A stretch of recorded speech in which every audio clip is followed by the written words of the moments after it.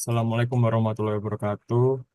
Kami dari IF 4807 dengan beranggotakan Bapak Isul Haq, Muhammad Usni Naufal, dan saya sendiri Muhammad Gilang Satriawansyah mengambil data nilai asesmen praktikum minggu ke-7 yang dimana pengambilan data dilakukan pada 19 Desember 2024. Next. Baik, ini tadi anggotanya dan berikut foto dari foto sebelah kanan di mana kita melakukan observasi, di mana kita mau melakukan observasi pada salah satu eh, asisten praktikum, di mana sebelah foto sebelah kirinya adalah di mana kita membahas mengenai hasil observasinya. Next.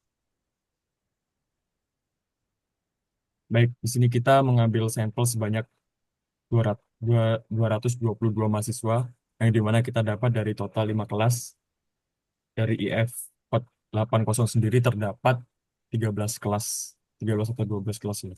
Jadi kita mengambil 5 kelas yang dimana dijabarkannya sebagai berikut: 46 mahasiswa dari kelas 4 dan 46 mahasiswa dari kelas 12 dan 45 mahasiswa dari kelas 7 dan 45 mahasiswa dari kelas 9 dan 40 mahasiswa dari kelas 11. Jadi data ini merupakan data praktikum yang kami peroleh melalui proses wawancara yang dilakukan dengan salah satu asisten praktikum yang bertugas di laboratorium informatika. Jadi dalam wawancara itu tadi, kami menanyakan secara langsung nih mengenai rincian-rincian nilainya yang telah dicatat selama pelaksanaan praktikum pada minggu ke-7.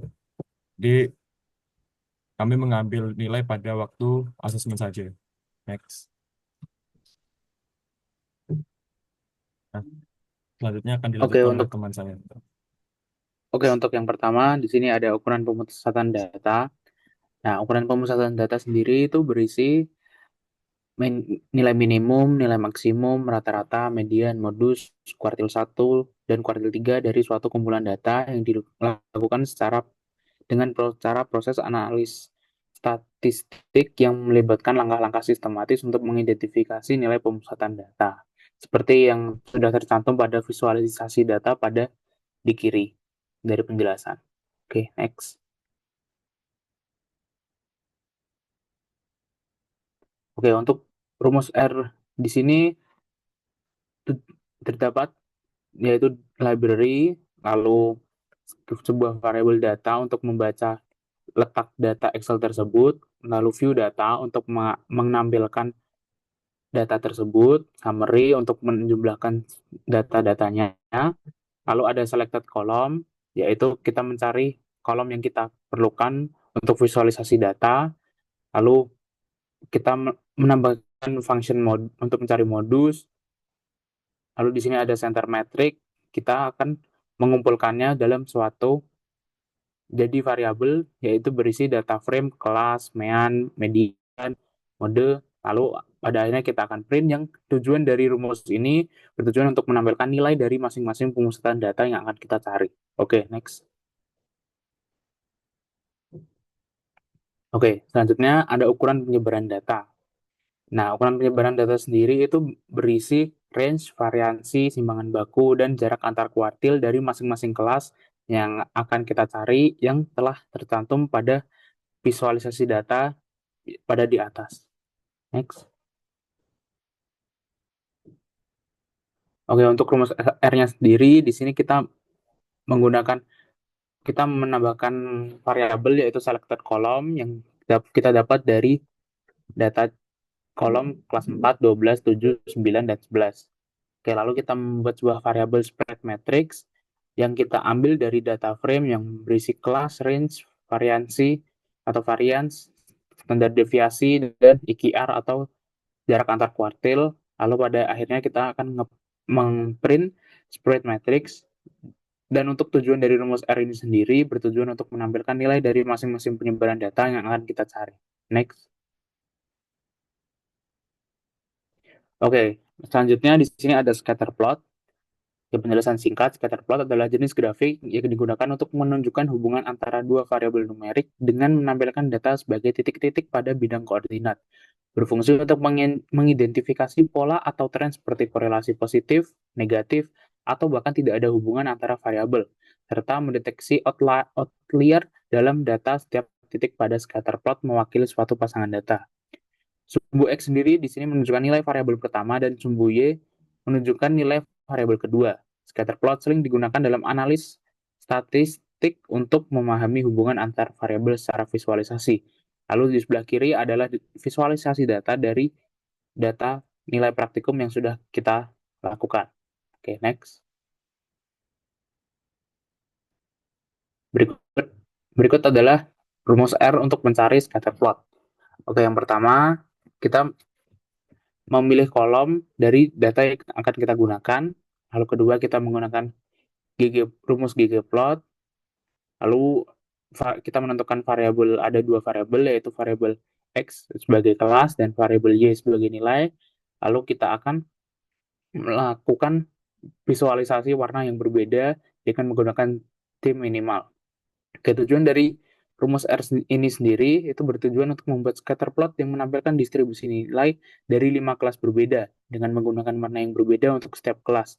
Scatter plot memberikan perbandingan visual yang jelas antara data di masing-masing kelas. Oke, untuk kesimpulan dari scatter plot ini sendiri, coba slide sebelumnya. Nah, untuk dari scatter plot ini sendiri, kita mendapatkan nilai tertinggi pada semua kelas, yaitu mencapai nilai maksimal 100. Lalu untuk nilai terendahnya, itu hampir 0 di hampir semua kelas. Nah, untuk pola penyebaran datanya sendiri, tampak memiliki distribusi yang rapat di bagian tengah, yaitu di antara nilai 50 sampai 75, yang menunjukkan konsistensi performa nilai itu berada di kisaran tersebut. Lalu untuk perbandingan antar kelas, tidak ada kelas yang secara signifikan lebih unggul atau lebih rendah dibandingkan kelas yang lain, karena semua kelas memiliki penyebaran nilai yang cukup serupa. Oke, next. Oke, kita Akan dilanjutkan oleh lanjut. teman saya. Lanjut untuk histogram. Seperti yang terlihat pada gambar, histogram tersebut menunjukkan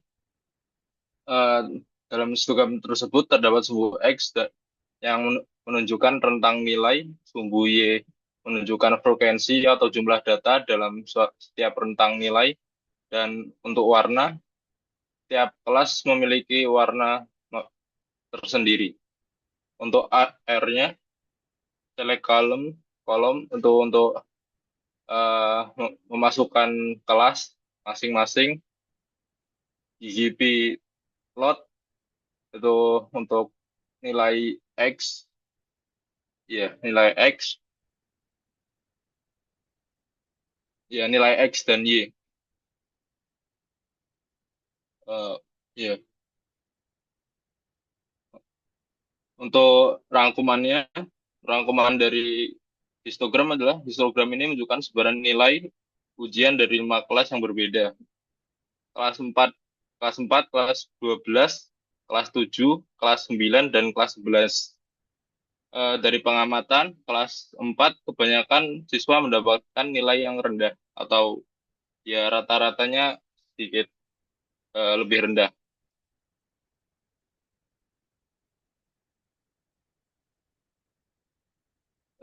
Lanjut untuk distribusi nilai, ini salah. Tentang nilainya ya hampir sama, ya sama sih. 0 hingga 100, kelasnya 4, 4, 7, 9, 11, dan 12. Untuk warnanya juga setiap kelas memiliki warna tersendiri. Untuk R-nya hampir sama juga. Eh, untuk memunculkan distribusi nilai, kita menggunakan eh, yang bagian mana sih? Geom destinasi ini ya? Iya, sepertinya.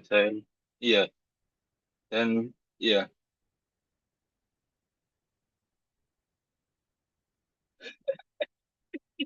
iya kan? Iya, benar-benar. Untuk tem minimal, baris menggunakan tema minimal untuk tampilan grafis yang lebih sederhana. Untuk rangkuman dari distribusi nilai sebenarnya sama seperti sebelum-sebelumnya. Kelas 4 memiliki rata-rata nilai yang paling rendah. Kelas 12 memiliki rata-rata yang cukup tinggi. Dan kelas 7 dan 9 rata-rata nilainya berada di antara 4, 12, dan 11. Lanjut ke box plot. Untuk box plot, median atau garis garis kotak menunjuk nilai tengah dari data. Kuartil bawah atau Q1 menunjukkan 25% data berada di bawah nilai ini. Kuartil atas atau Q3 menunjukkan 75% berada di bawah nilai ini. Jangkauan atau jangkauan in, interkuartil atau IQR, jarak antara kuartil bawah dan kuartil atas menunjukkan sebaran data tengah. Untuk R-nya, kita menggunakan geom box plot yang di mana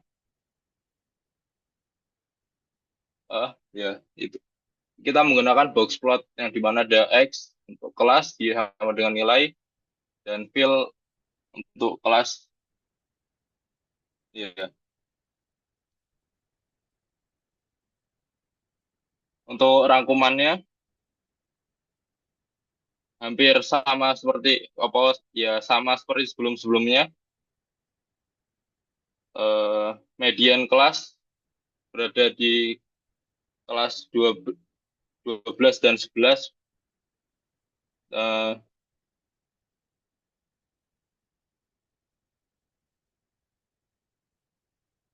ya seperti kelas-kelas sebelumnya. Kita lanjut.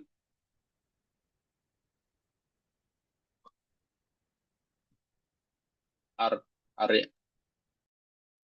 Baik, jadi sekarang masuk ke korelasi.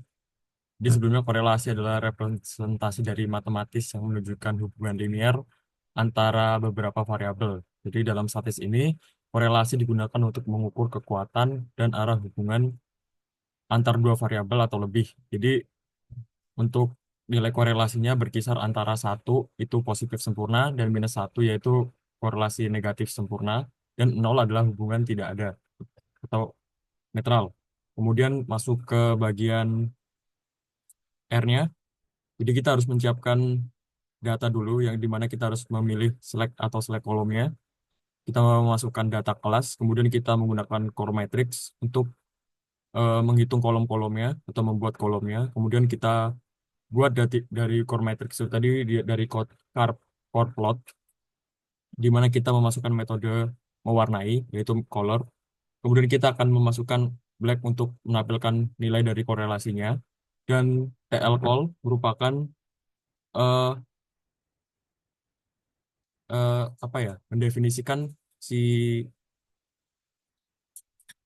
si kolomnya itu tadi. Jadi setiap apa ya kolom itu bakal ada warna-warnanya yang dimana semakin gelap itu menandakan semakin positif. Gelap biru itu menandakan adalah korelasinya positif dan gelap merah itu menandakan negatif. Dari korelasi itu tadi kita masuk ke dalam pola utama yaitu kalau kita lihat dari visualisasi data yang di sebelah kanan itu hubungan positif terbaik antara kelas 7 dan kelas 11 yang dimana itu hasilnya adalah 0,35 dan hubungan negatif terbaik itu ada pada kelas 12 dan kelas 2 dan kelas 9 di mana nilainya adalah minus 0,28.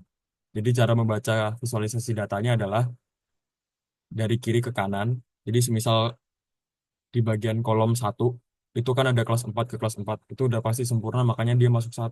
Kemudian di bawahnya terdapat kelas 12 dengan kelas 4 itu korelasinya adalah minus 0,07. Kemudian kita masuk di kelas bawahnya lagi yaitu kelas 7 dengan kelas 4 itu adalah 0,27. Jadi begitu cara baca datanya. Mungkin next, bisa di next. Baik, selanjutnya adalah heat map ya. Jadi heat map sendiri itu adalah representasi grafis dari matriks-matriks seperti matriks korelasi sebelumnya ya, di mana nilai-nilai ini diwakili dengan warna dalam konteks matriks kolerasi kan atau heat map memvisualisasi hubungan antar variabel dengan memberikan kode warna. Jadi warnanya itu ada visualisasi di sebelah kanannya ya. Biru menunjukkan nilai rendah, putih menunjukkan nilai menengah, merah menunjukkan nilai tinggi, dan gradien warna dari biru ke merah atau bisa kita sebut pink itu memberikan indikasi nilai relatif antar data. Kita masuk ke R-nya, yaitu kita seperti tadi ya memanggil heat map dulu. Di Braille itu kita masuk ke data atau perpustakaan datanya. Kemudian kita memanggil heat map itu tadi. Untuk dari template heat map, kita akan memilih kolom. Nah, kolomnya sama seperti tadi ada data kelas. Kemudian dari parameter itu tadi kita akan membuat eh, pemilihan warna dulu nih. Kita akan mendefinisikan si warna tadi itu ada warna biru, merah, dan putih. Di mana sebelah kanan sendiri itu terdapat 46 yang menandakan itu 46 kelasnya. Kemudian kita akan memberikan judul main. Main adalah judul dari main heat map dari kelas dari 5 kelas. Kemudian kita akan masukkan cluster rows-nya itu false yang mendefinisikan kalau data ini tuh bener nggak sih sama yang dari korelasinya. Nah, itu sama seperti di bawahnya juga. Kemudian kita masuk ke cara membaca heat map-nya. Jadi semisal merah kelas 4 itu akan kita gabungkan dengan 1 sampai 46 ya.